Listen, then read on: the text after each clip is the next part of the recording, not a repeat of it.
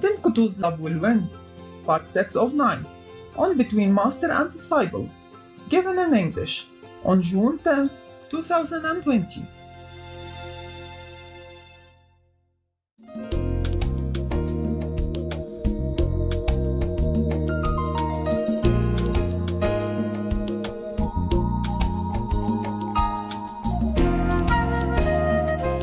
When I went to Halifax afterward, we had problem.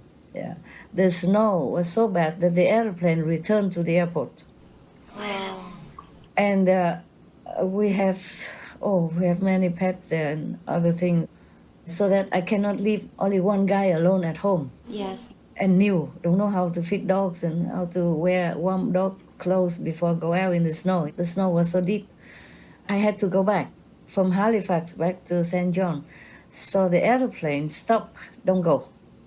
The airplane, say, okay, we have a hotel for all of you, you stay here. And tomorrow the weather will be fine, we take you back home. All of the customers stay except me. I say I have to go. So I went out. They don't refund, no, because I volunteered to go. It's not their fault, you see. I don't ask either. I say I have to go. And then so they told me, but you get nothing, huh? I said, okay, never mind, don't worry, just let me go. And then they said, but the weather is so bad, you cannot go, you cannot go. Before that, I went to Halifax because there's one man, he has frostbite with his fingers. He has no gloves and he has to go to hospital and bandage all over and his feet also. And so I heard that, oh, my heart sank, so I bought him stuff, yeah.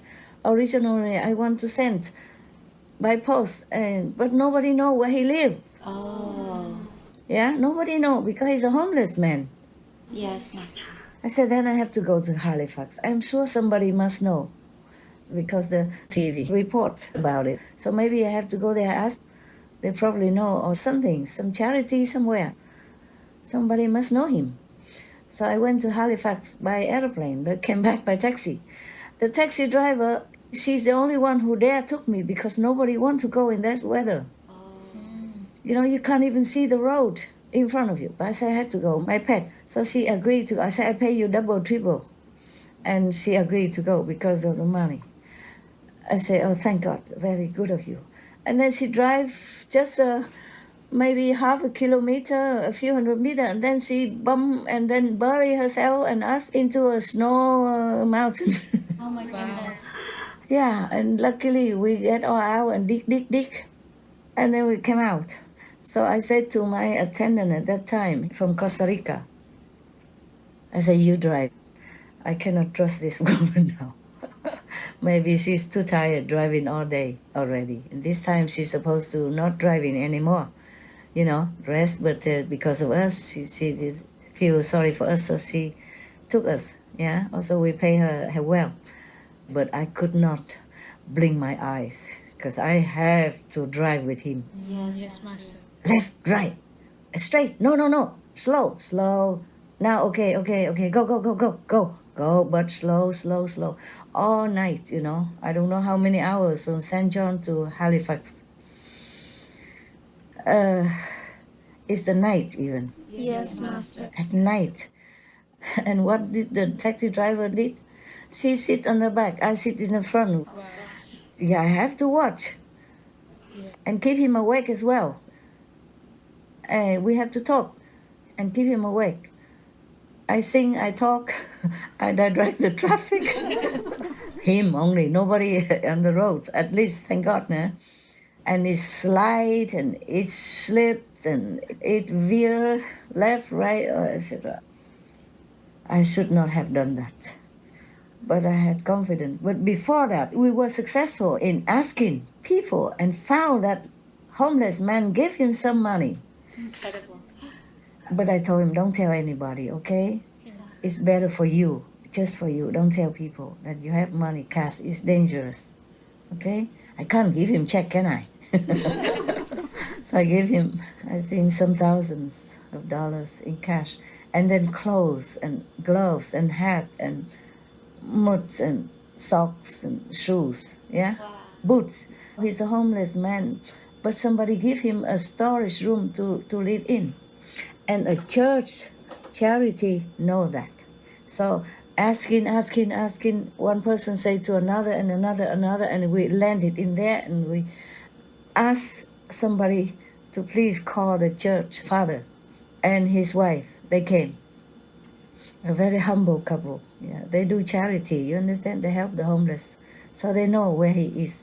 So they took us to that storage room where he lives.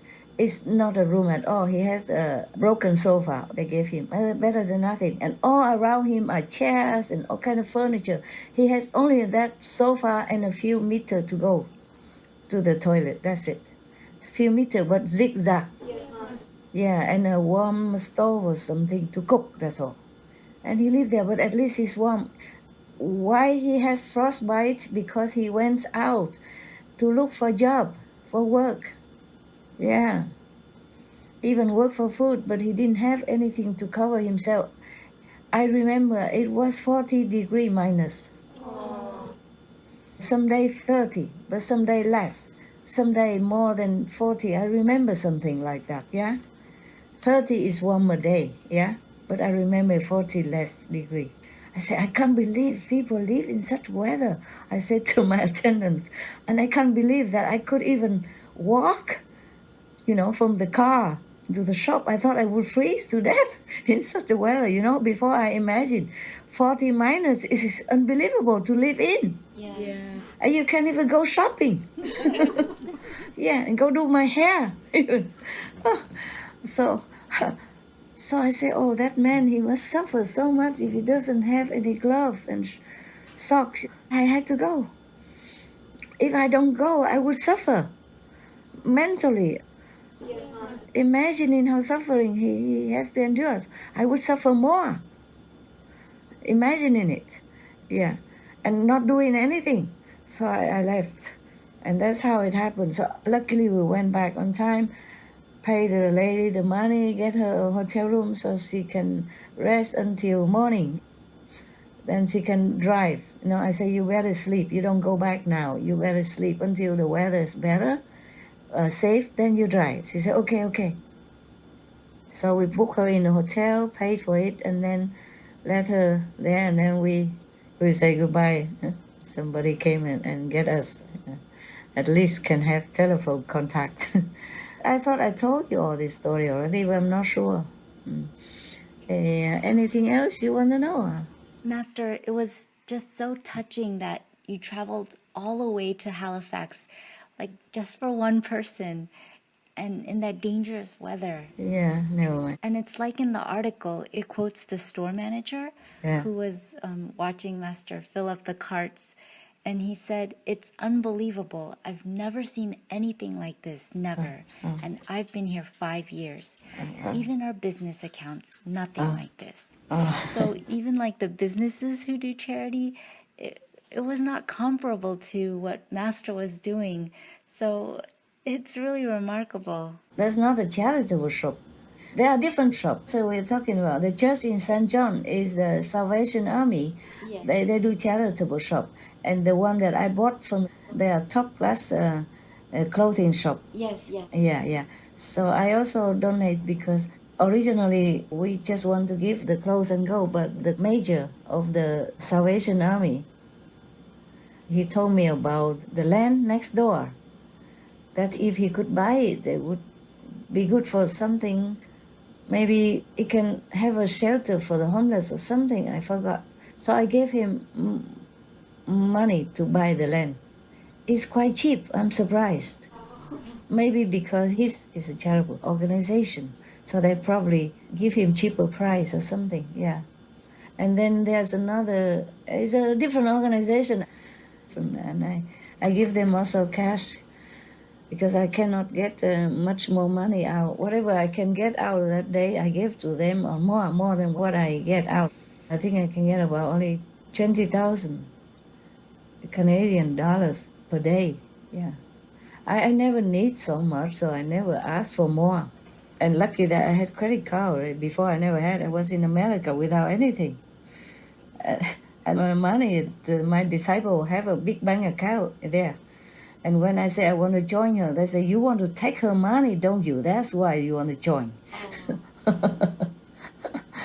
Yeah, then they didn't let me. They didn't let me make a joint account with her. There was my money, and she took it from Taiwan for me some time ago. All disciples have money. My business, they control. They are manager, this and that. I hardly had anything before. Now I do have some, just so that I can show to the world that I'm not here or there to eat your food. I'm able to take care. Sometimes for Aufenthalt, residence, for bureaucracy, for paperwork. Otherwise, I don't see any money coming. Yeah, of course, but I'm not lacking of anything. If I need, of course, I can ask. But I hardly need anything. I don't like asking. Anything dependency is really against my nature, against my religion. They say that, yes. If I ask and don't have, then I don't ask anymore. Yes, Master. Or if it's not done automatic, then I don't ask. Yeah, I don't need much. All you see my clothing and beautiful and all that, I just wear it for work. It's like uniform, you know. Yeah. Special uniform. The rest, I don't need much. I can wear cheap clothes, simple and comfortable. Yes. So I don't really need much. Even when I was not a master, you know, I was starving for 3 days in Paris without job. Without job, looking for a job.